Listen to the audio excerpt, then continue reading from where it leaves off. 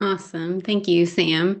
Um, my dad was a wild man, so it's very possible that we are related. So who knows? I mean, it's Yeah, it's questionable. yeah. Maybe we are. Maybe we should look into that. So welcome everyone. I'm really glad that you're here, and I really appreciate the Green Burial Council and have for a long time, and appreciate Sam and Mara and Krista's efforts to offer these lovely webinars. There's one a month, it looks like, for maybe the rest of the year.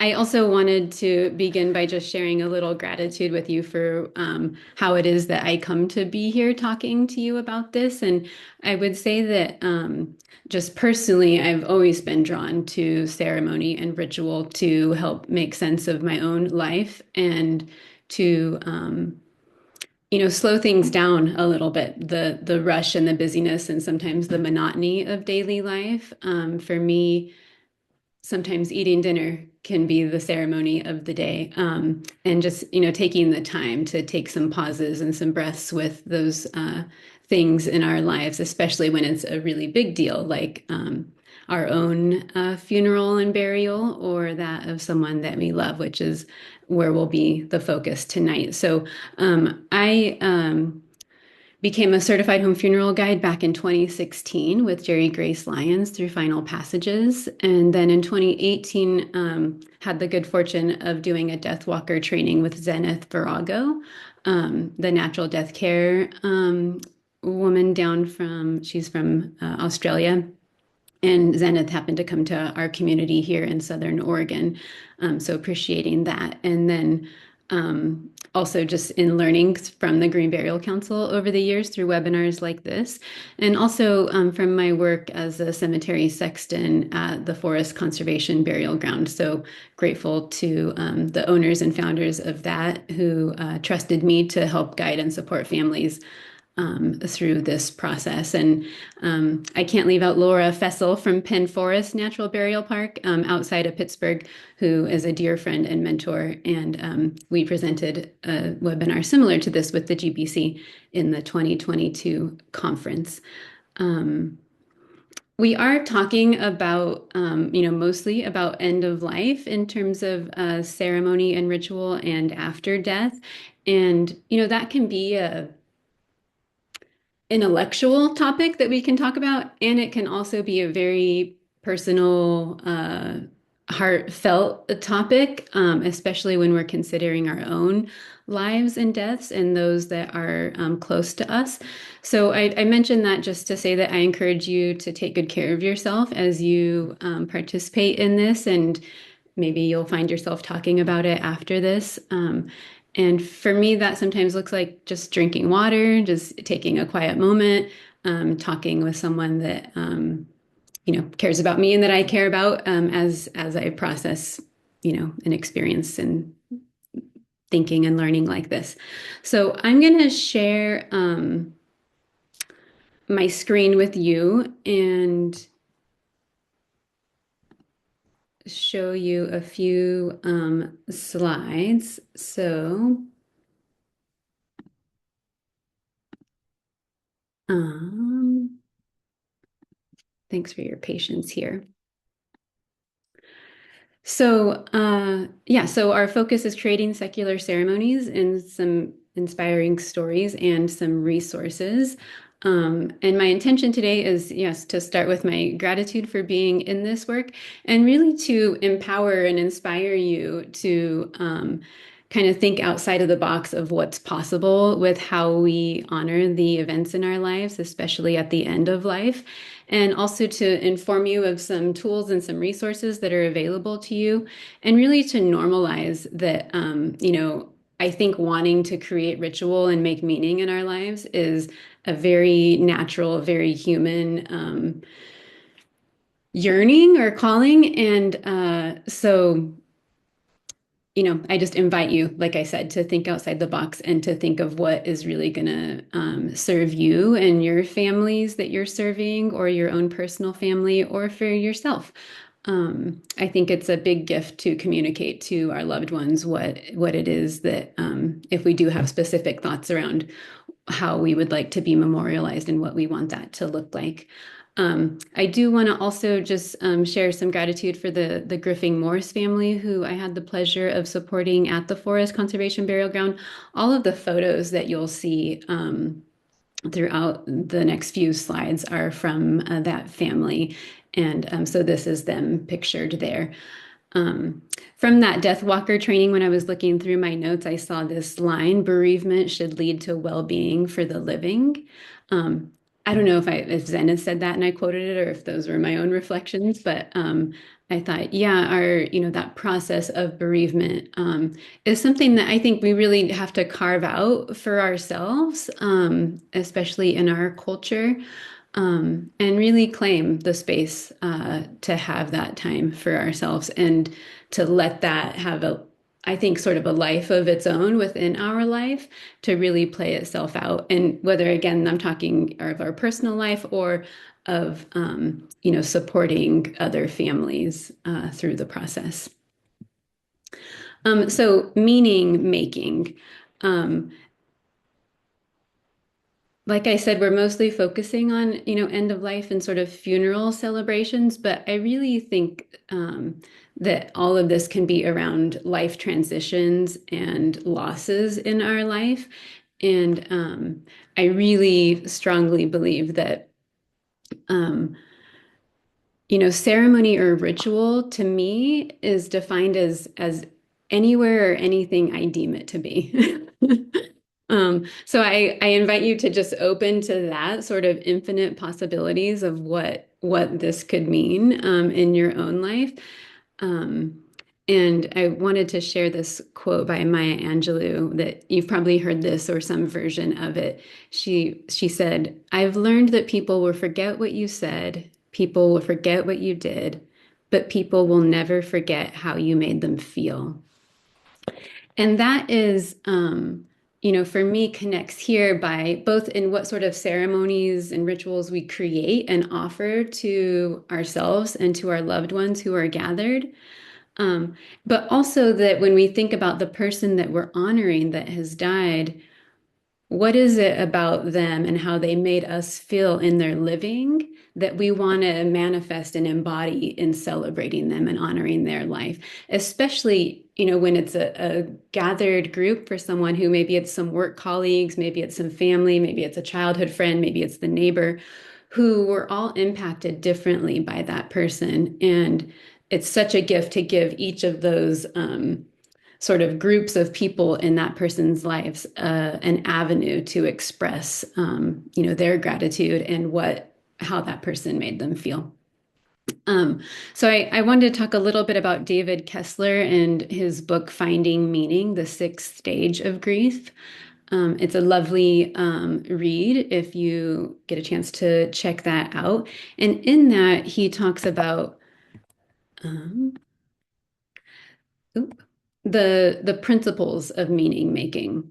So, first of all, it's relative and personal. So that's what I really love about this sort of secular idea. And it's not to negate or take away from a spiritual practice of burial, because I've attended many of those as well. And um, it all serves its purpose, right, for the people that are there. And sometimes it's really a combination of a religious or a spiritual practice with people making up whatever feels right for them in the moment. So letting that be true, that meaning making is relative and personal, that it takes time. The ceremony of a funeral and a burial is one of those points of time, and there will be many, many for the people that knew that person.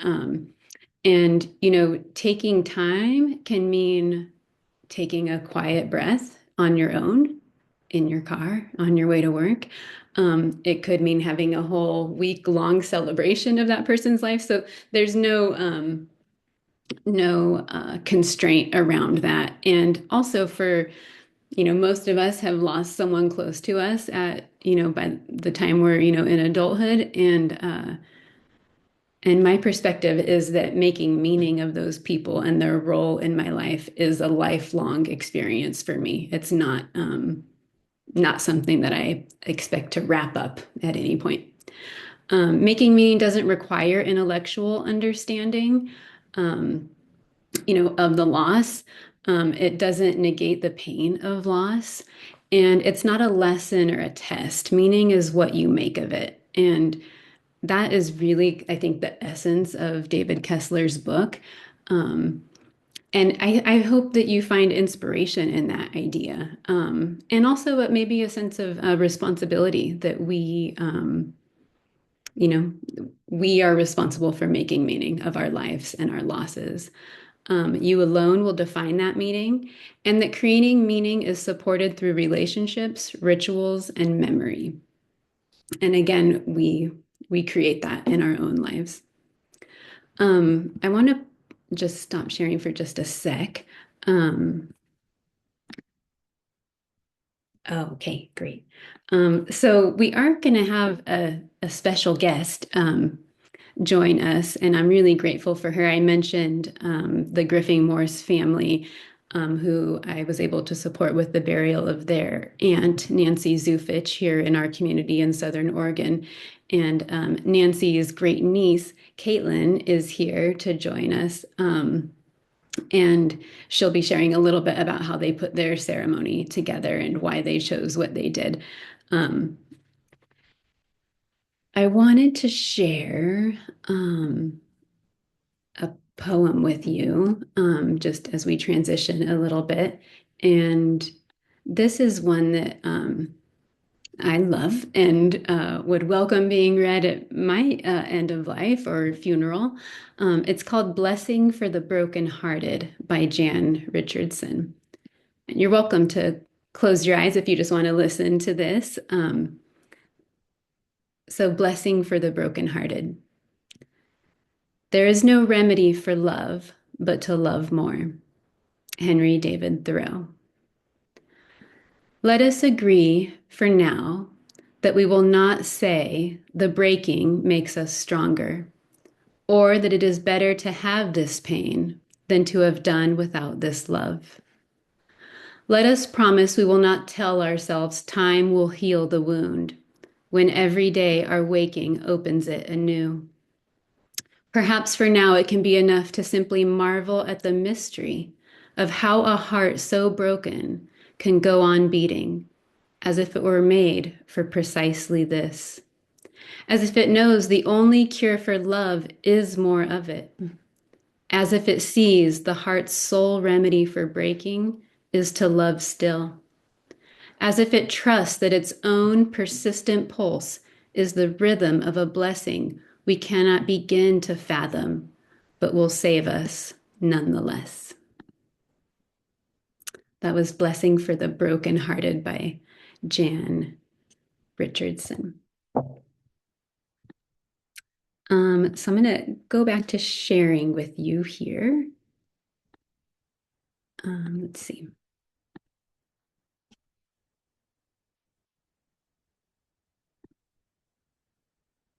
So I'll show you some resources around structure of ceremonies in just a minute here. But here's just a very simple outline that, uh, you know, again, this can be structured however you want in terms of planning an actual ceremony of, in the nature of a funeral or a burial.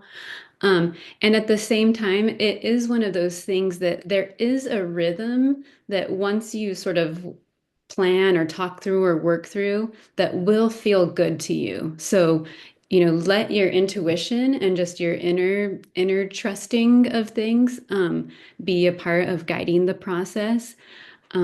It's really natural for music to be part of this process in some way. And I really remember from Zenith's Death Walker training that she talked about music as being a really helpful time, and for it to be helpful for people to know that some music is going to be part of the time. In part, it's a really safe time to emote without the self-consciousness maybe that someone's going to hear your sniffle or hear you crying. So music can sort of be a little bit of a safety net or a balm for us to have some emotions throughout the ceremony time, knowing that there's that safe container of just, you know, the sensory experience of music being a part of that. So beginning with music as a gathering or as a procession. One thing that I really love about natural burial, at least the ones that I've been part of, is that there often is a really natural procession because we're not driving to where the burial is necessarily. We have to walk. And so that procession time being a time to play music or to begin it with a poem or something like that. Gathering folks, offering a welcome, any announcements, it can be nice, up front at the beginning, if there's going to be something after this time to clue people in of when that is, where it is, how to get there, those kinds of things. And then some kind of opening ritual that is a way to communicate to folks we're all coming into this space together. And every person that's here is just as needed and a part of what's happening as everyone else. Um, and then, sharing some reflections on the occasion. And this, the family hopefully has appointed, maybe it's a family member, maybe it's a friend, maybe they've hired someone, an officiant or a celebrant, to sort of be the facilitator of these things. But, sharing some reflections. Why are we here? And just, naming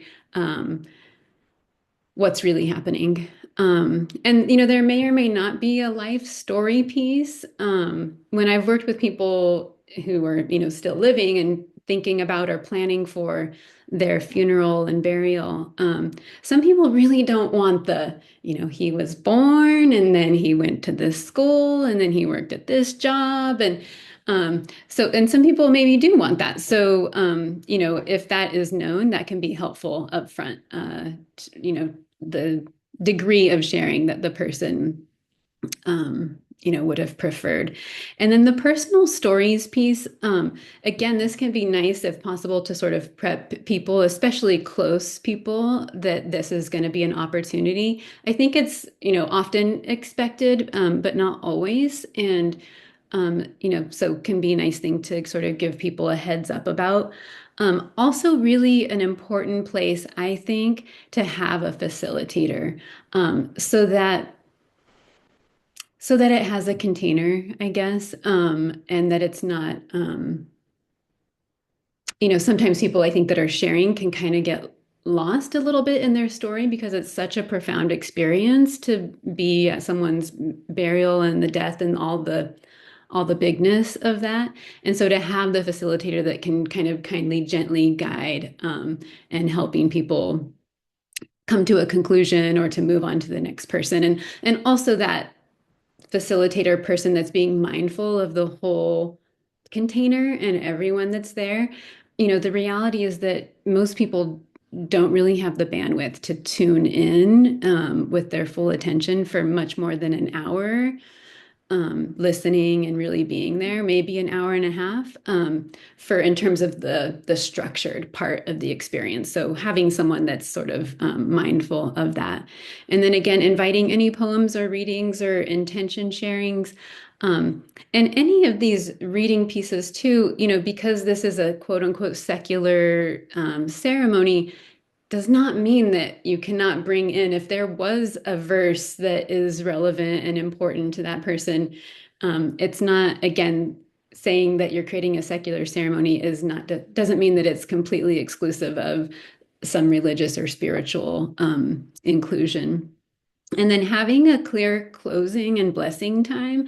And again, that's nice so that just like when you're at an event, that people know, like, okay, this is the closing experience. And in a natural burial where families and friends are able to actually help with the labor of closing a grave, once it's fully closed, that is the marker that things are completely done. But some people do want to leave at the end of the official ceremony part, so having a clear marker for that. And then, of course, if there's the option of having music, again, for that departure piece. Okay, so before I share those resources, I'm going to stop sharing here and I am going to Welcome, Caitlin. I assume that you're out there somewhere. Um, and I don't know if, Maura, if you are able to. Caitlin's here and is a host, so Oh, should is a have, host. yeah, Okay. should be able to jump on here. Okay. If not, Caitlin, just let us know in the chat and we can get that fixed up for you. Okay. Caitlin, are you Uh, there? I am. Can you hear me You. okay? Yeah. Yes. Oh, I see your photo there. I Perfect. wonder if there's a way that you can be pinned or something so that people are seeing you. And Um, I can put myself on video. I'm happy to as well. yeah, Um, I'd love that if you. Caitlin is at the end of what I imagine is a full and big work day. So thank you yes. for yeah making the time to come and join. And I do have in the slideshow the photos of your there you are. Hi. Of that you shared with me. Yeah. Do you want me to share those while you speak a bit or share them first or do you have a I'm fine to kind of go through them as I talk. That would be okay. probably fairly organic. So yeah. Okay, let me go there again. Right. And so I'll just show you what I have, and then Nice. it's these two screens. So this and then this. Perfect. Yeah, Perfect. go ahead. Excellent. Okay, great. So thank you so much for having me. I was very honored to be part of this ceremony for my Aunt Nancy. And she is in the picture holding that big, beautiful, I guess, dandelion head there. And that was, of course, when she was much younger.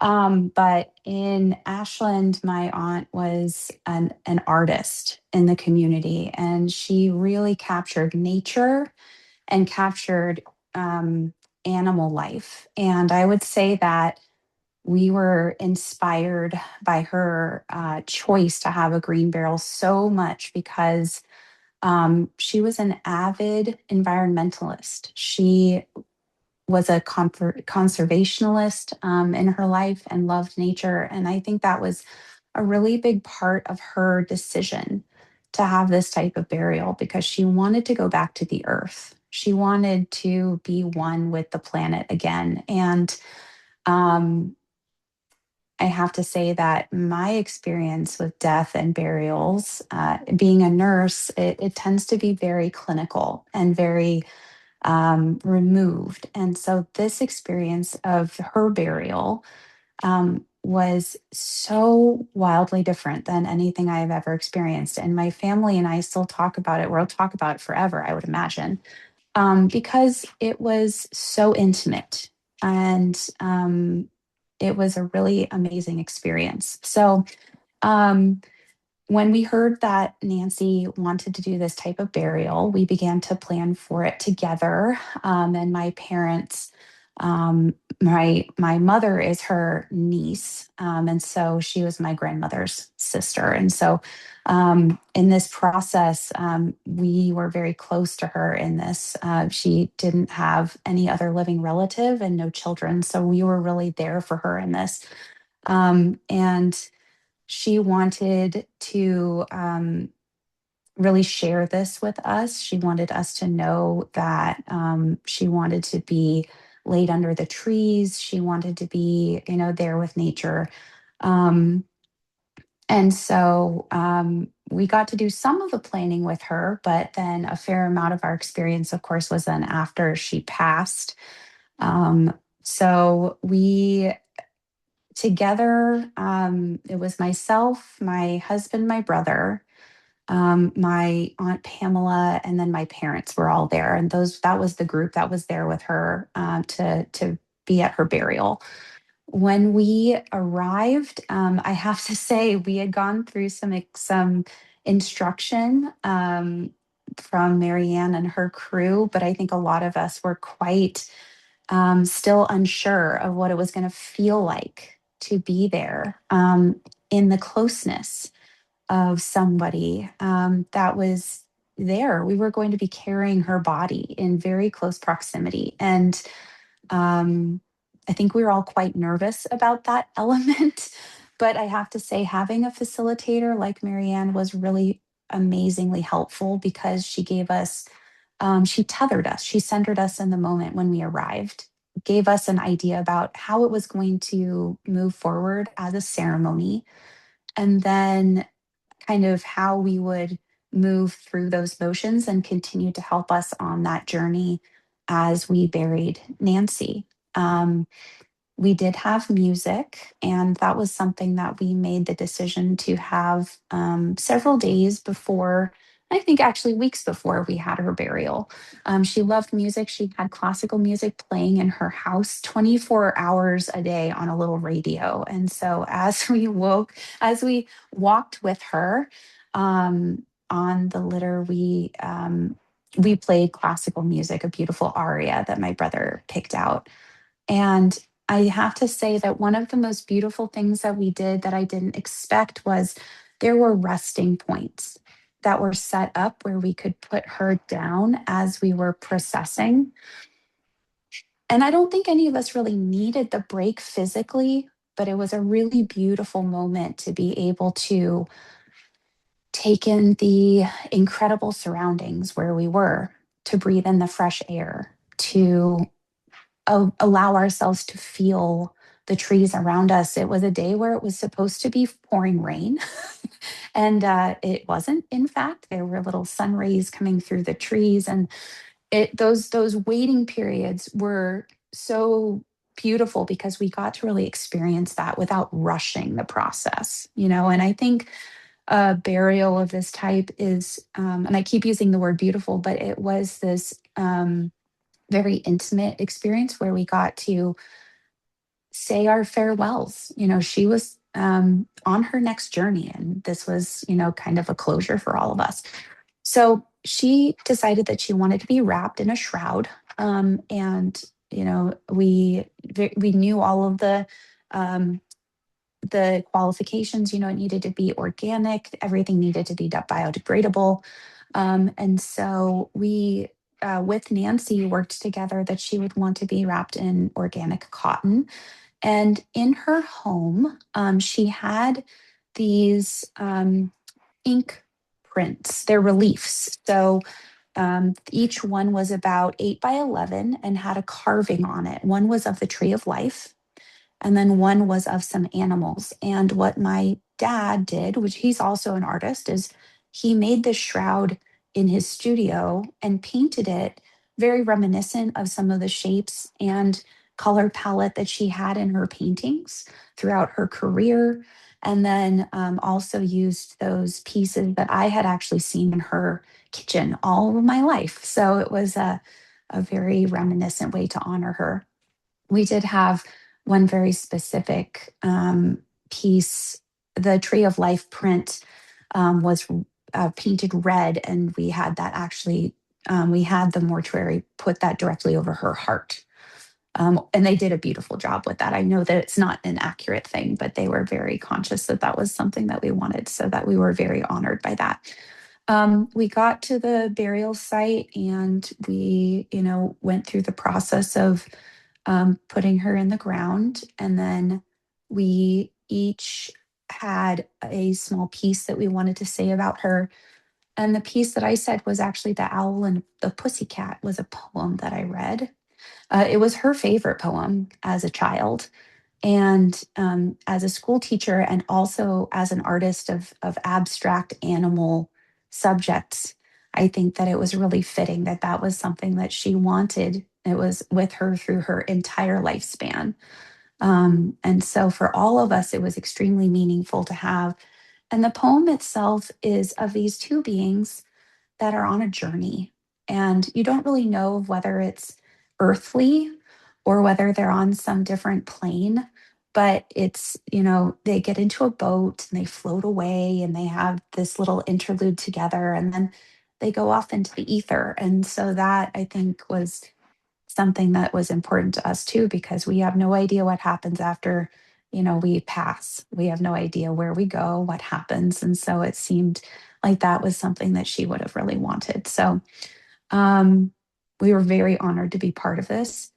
it was something that I would recommend to anyone that was, thinking about um, the end of life plan for a loved one or for themselves. And then the act, I will say, of helping bury her with the earth was also very cathartic. It was, a physical act to, in some way, take away from that emotional strain that you feel when you say goodbye. So I think that that part of the burial was also very, very helpful for us. And um, I'll close by, saying that that particular act I thought was really fascinating because she was a woman who was born on the prairie. She was born in the Midwest. She was born on a farm and tilled the earth. And so her cousin Pamela was there and was digging in the dirt and was very fervent about, burying her and returning her to the earth, and that she had been very intimate with almost her whole life. So um, I really want to, just thank the ability to be here, or thank you for the ability to be here. And I'm very happy to answer any questions as well.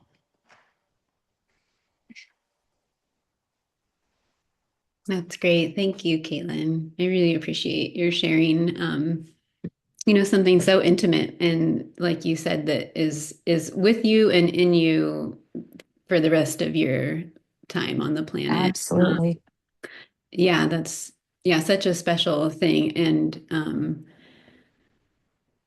yeah, and I think that I don't remember what the statistics are, but the our experience is something like that. As we'll each plan one, maybe two end of lives or burials or funerals for someone, and so not something that we get a ton of practice at. So it's regardless of if it's a natural burial or a cremation or whatever it is, it's very normal that we would feel unsure or uncertain.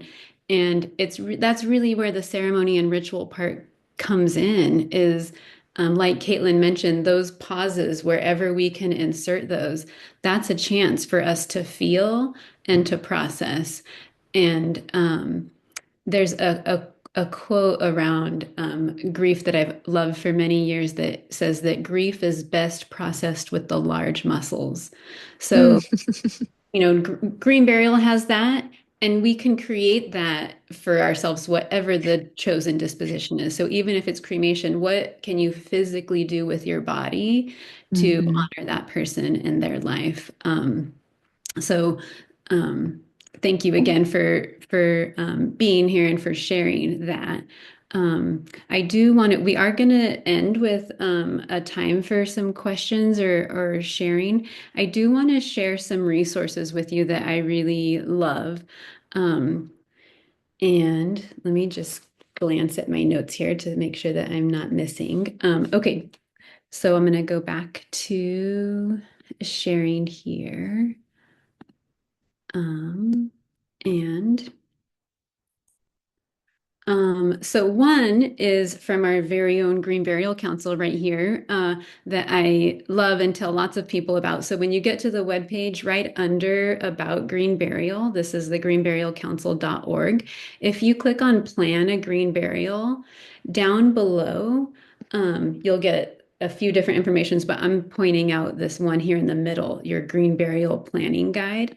And while this is specific to what it says, planning a green burial, I encourage people to take, or at least take a look at a copy, regardless of what you are planning for your disposition, because it really gets the wheels turning of different areas of the process that you might communicate. Because this guide, even it does have, if you are planning cremation, and what you want that to look like and who you've designated to handle that. So yeah, something that I encourage you to check out. It's a free download from the website. And, these are also things, I mean, I think that a lot of us want to talk about our end of life sometimes, or maybe someone in our life wants to talk with us about it. And so guides like this one can also just really be conversation starters, just to break the ice a little bit, because for some folks, well, for all of us, it's a big deal, right? Our lives, our deaths, yeah, kind of a big deal.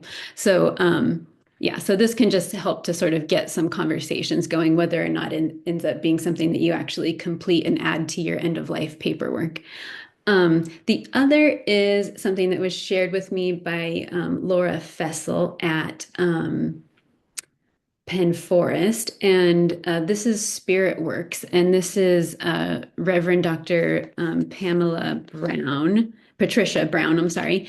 Um, and so she is an officiant, a celebrant, and one of the things that she and has written several books, so you could visit her website and learn more. She does some cool offerings at Penn Forest, but also officiates burials there. And so under this officiant for funerals, burials, remembrance services, she actually gives like the whole play by play. This is a burial at Penn Forest on a chilly day, it looks like.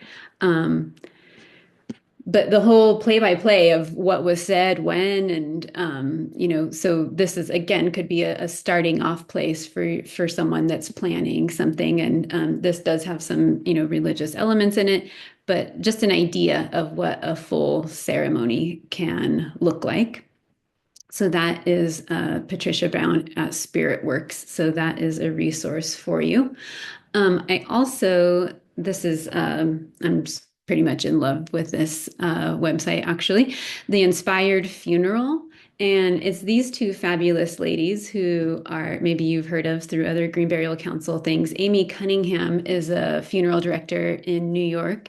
Um, and Katie Ann Unalisi is from Washington and is a funeral celebrant. So you can look them up in other endeavors that they are part of as well. But what I love is this endless resource of poetry and other readings for all of these different categories, including the first year milestone, the first anniversary, the when you're actually at the final resting place, when you're at a commemorative event, and including if you're preparing the body in any way, cleaning the body, or dressing the body yourself, or moving the body. And one of the things when I heard Amy speak that she talked about that has stayed with me is that the folks who are attending this event, and I imagine Caitlin and her family experienced this in some way, from the moment you gather, like even in your car in town at your house, like that is the beginning of the experience. And it's almost like,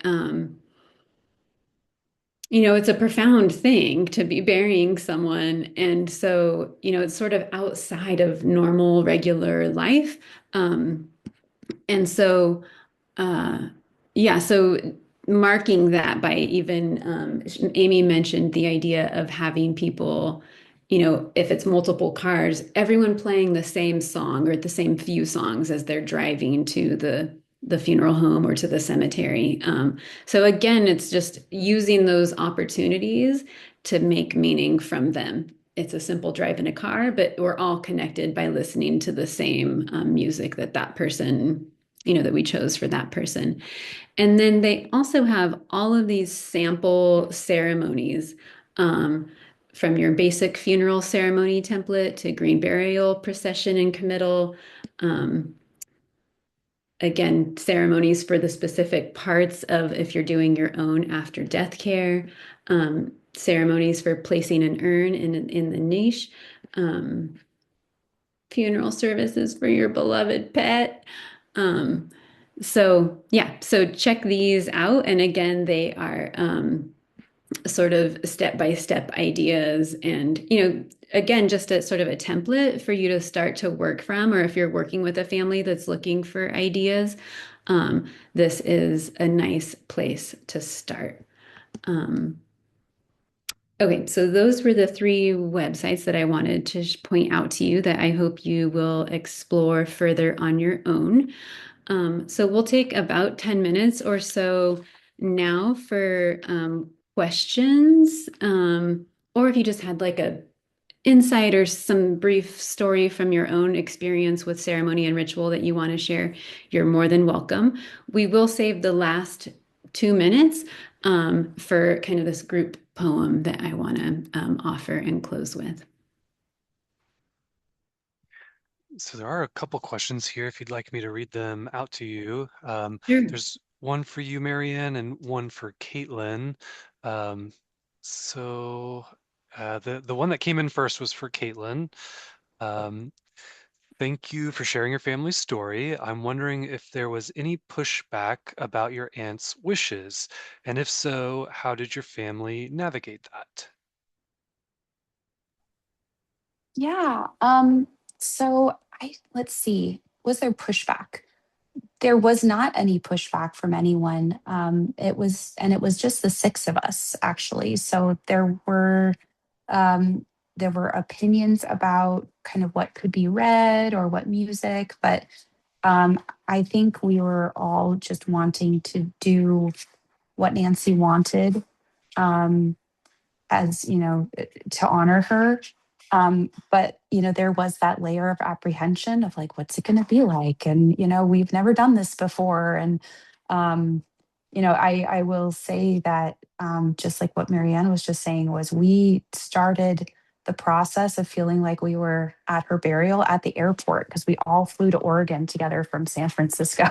So um in that process, I think we're talking about it a lot and kind of wondering like what was going to feel like, what we were going to play, what we were going to say, and it evolved from there. But I think just having really clear, open communication and just letting everybody speak their thought was really important. And I can imagine that that would be very useful, if there was pushback. To just allow for folks to voice their feelings. It's a very charged moment in life, and to be heard can really do a lot for someone. So that was part of our process. I will add to that just in cases where I've seen, some family dynamics where one point of kind of contention can sometimes be the shroud versus casket decision. As you saw from the images, you know, the shroud can be an intense experience for a lot of people. I mean, I think Caitlin even spoke to the family being like, whoa, we're right next to this shrouded body that's our aunt. And for some people, the shroud is just too much. And so there might be some family members that like want the shroud because it's going to biodegrade faster and it's more natural. There's reasons that people want the shroud. And for some family members, like they cannot even imagine doing that. It's also, when a shrouded body is buried, we at the forest, they cover the body with evergreen boughs before they start replacing the soil just to soften that. But ultimately, you're putting rocks and soil like on top of the body. And so for some people, the casket is just what needs to happen. And also, if there is a church service, we had a burial where there was a Catholic mass held with the body, and the shroud in the Catholic church and the whole scene was not going to happen, even though someone in the family wanted that. So they went with a rigid container of, a pine casket. So that's something just to, there can be a need for compromise and for, just compromise. Yeah. Okay, the next one comes from Ashlyn Werner. As a Unitarian Universalist myself, a green burial and less traditional religious end of life service is very typical, but surely less so for other religious traditions. Marianne, in your work as sexton, did you see other clergy religious leaders that had a less typically religious service? I did, in part. So we had a few Jewish burials, and sometimes with a Jewish burial, that needs to be in a Jewish designated section of a cemetery and a special, consecrated space, and that's not available at the forest. So, the rabbis were making, I think doing as much as they could to follow a structure given the nature of the container that they were in. I've also seen a Catholic service at the with the natural burial. And I thought that the gentleman who was speaking, he wasn't the priest of the church, and I'm not sure exactly what his title was. Um, Actually, he did go by father, so maybe he was a priest. But he began by acknowledging it was a varied crew of it was a younger person that had died, so friends from whatever phase of their life, family who was coming with, a religious background and wanting the Catholic service, um, to coworkers and whoever. So, the person began by saying, like, this is my faith and my tradition and part of the family's tradition, and everyone here is welcome, and everyone can take this message to mean what. So anyway, he set the stage in a way that we all, I mean, even just as a staff person there, we all felt like we were just as welcome to be there in that specifically religious space as anyone else, and that our religious denomination or lack thereof did not preclude us from being included in the blessing that was happening.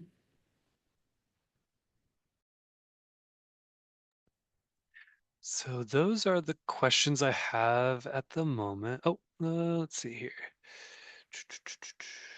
It says, Marianne, thank you for what you articulated about music as a vessel for tears grief. I'm a threshold singer, so I offer music as people are transitioning and sometimes at burials. And like thinking about music as holding and pause and permission, invitation for feelings beyond language. So a little bit of sharing of personal experience, it sounds like. Yeah, sweet. Thank you for that. Yeah, and it's yeah, is music is similar to poetry for me, just like so can hold so much, and to me has a place at every moment in our lives, and can really kind of support the big important moments and times. Yeah.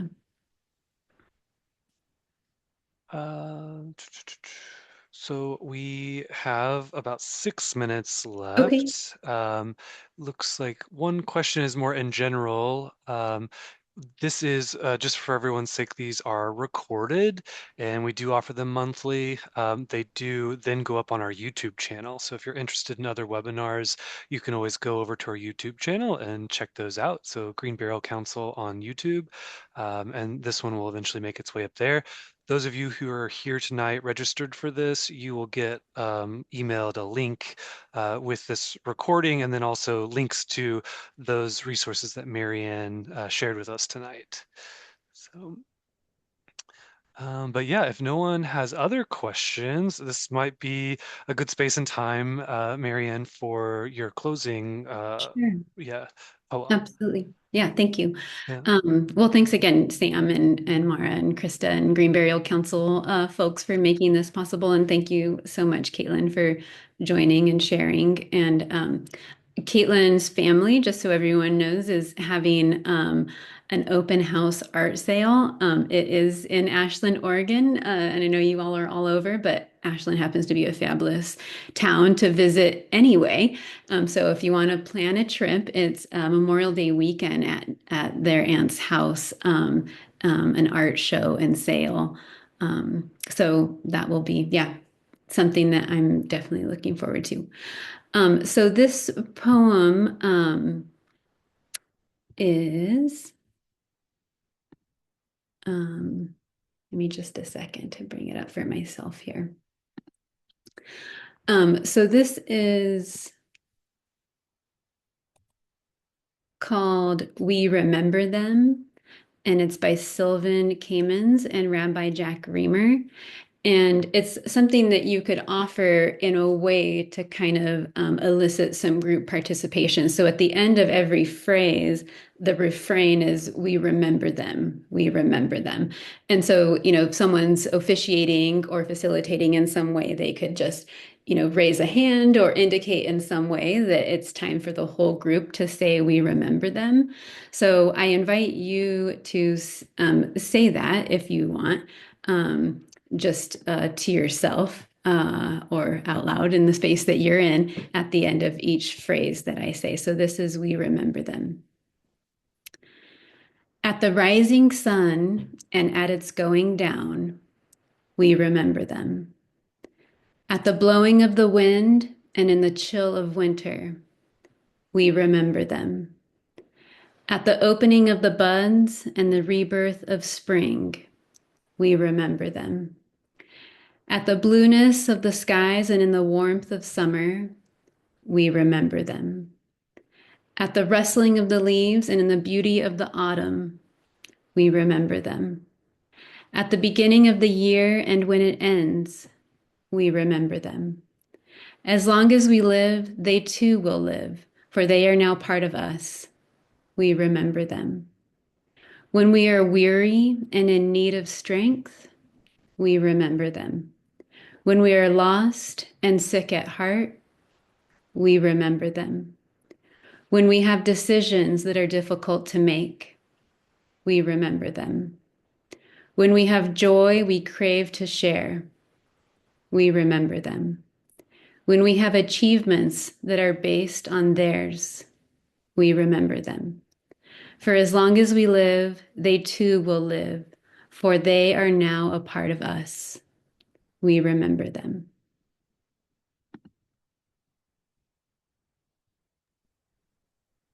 Thank Th- you all for being here. Thank you so much, Marianne, and thank you, Caitlin, as well, for sharing such a personal experience. We really appreciate you guys and sharing your time with us as well tonight. So thank you all for joining us here today. Like we said, these happen every month, so feel free to join us next month. And as we indicated at the beginning, these are done all for free. And so, any donation you can make is really helpful for supporting this cause. You can just go to the QR code here that you see on your screen in order to make a donation. Next month's webinar is Funeral Planning in Advance, and it's by Tanya Marsh, who has done a lot of advocacy for green burial and natural organic reduction. So it'll be an exciting one as well. So thank you all again. We really appreciate you coming together as a community around green burial.